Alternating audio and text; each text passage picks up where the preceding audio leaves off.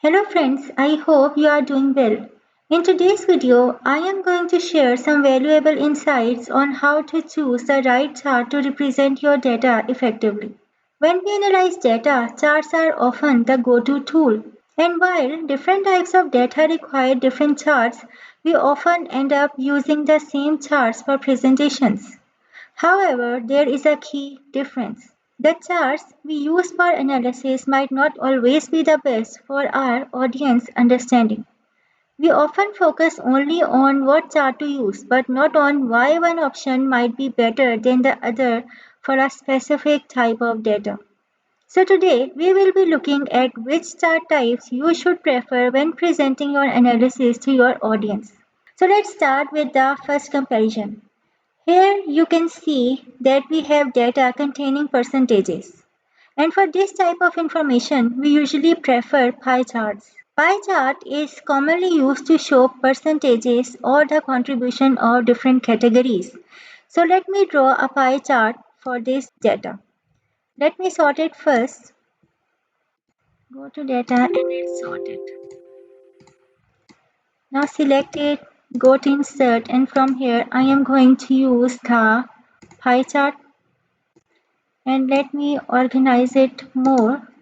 Let's select this. Now you can see that while it's a familiar and visually appealing option, it has some limitations. Even when your data is well sorted, the human eye takes time to interpret the sizes of different slices. This can slow down the analysis and make it harder to quickly compare values, especially when there are many categories or the differences between them are small. Let me show you a different way of looking at the same data now. Instead of using a simple bar chart, let's switch things up and represent it through a pyramid chart. Let me push it here. Now go to insert, choose smart art, and from here go to pyramid and select this option and press OK. Now to input information, I am going to select this range, press Ctrl C, click here, click on the small arrow, and here let's press Ctrl V and remove this extra text part, right? And if you want to change colors, you can go to Smart Art Tools, change colors, and use this option. So this is the second option that we have for the same data. In this, you can see that this format makes the comparison far more intuitive. The hierarchical structure helps your eyes immediately detect which portions are smaller or larger.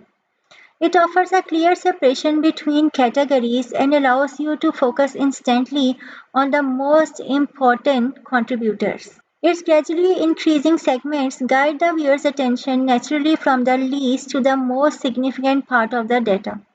So I recommend preferring the pyramid chart over a pie chart when it comes to reflecting comparisons in presentations, especially when the focus is more on understanding the contribution of each category rather than the exact proportions. Now, let's move on to the next category. When you look at this data, the first chart type that likely comes to your mind is a bar chart. And that is definitely the right instinct. But the real question is which type of bar chart should we use? Let me show you two examples here to help clarify the best choice. Select this information, go to insert, and let's make the chart with vertical bar first. And again select this information, go to insert, and now select horizontal bar chart. Let me adjust them side by side. In this you can see when comparing data with long names, horizontal bar charts gives more aesthetic look. So I always suggest using a horizontal bar chart instead of a vertical one. When your category names are lengthy, the vertical bar charts often cuts off the labels or make them hard to read. But with a horizontal bar chart, there is plenty of space to show those names clearly, and it makes everything much easier to understand. It is just a cleaner and more professional way to display data when dealing with long text, right? Now let's dive into comparing two other chart types, line charts and area charts. Here you can see we have data representing a trend over a period of time. Let me draw both charts for this information. Select it, go to insert from here. Let me select a line, and again for this chart type, let me select this. Here you can see that the area chart is really similar to the line chart, but with one key difference, it fills in the area beneath the line. This makes it easier to see the overall volume of change over time, especially when you are comparing how big or small the values are. It gives you the full picture all at once without having to zoom into each individual point. That shaded area gives it a more visual punch, so you don't miss the overall trend and magnitude in one glance. I highly recommend using an area chart when presenting trends to your audience because the analysts and decision makers are generally more interested in observing the overall trend and the broader patterns rather than diving into the detailed changes from year to year. Right? Now let's move towards another example, and let me draw two charts for it.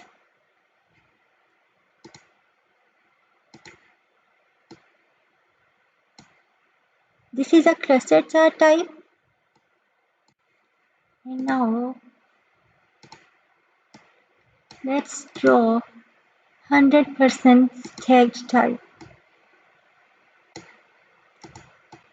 In this, you can see that in stacked type, I can clearly observe the performance of teams in different regions, right? In this chart, I can see how the team A is performing in three different regions, but it is hard to compare it with team B and team C, and especially when the number of teams are larger. Here, it is easier for us to see how Team A, how Team B, and Team C are performing in different regions. In first glance, I can say that Team A is performing quite well in the west area and Team B is performing quite well in the south region. So we can say that this stacked chart type works best when you want to show individual values for each category, as it enables you to clearly see the distinctions between them.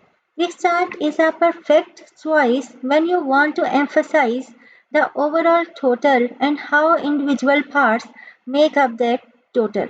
So, to sum up today's video, I would like to say that selecting the right chart can make a world of difference in how effectively your audience understands your data. Remember, it's not just about presenting the data, it's about presenting it in a way that makes it easier for your audience to grasp and interpret. I hope today's insight helped you make more informed choices when it comes to visualizing your data. So don't forget to like, share, and subscribe for more tips on data visualization. This is all for today. See you in the next video. Have a good day.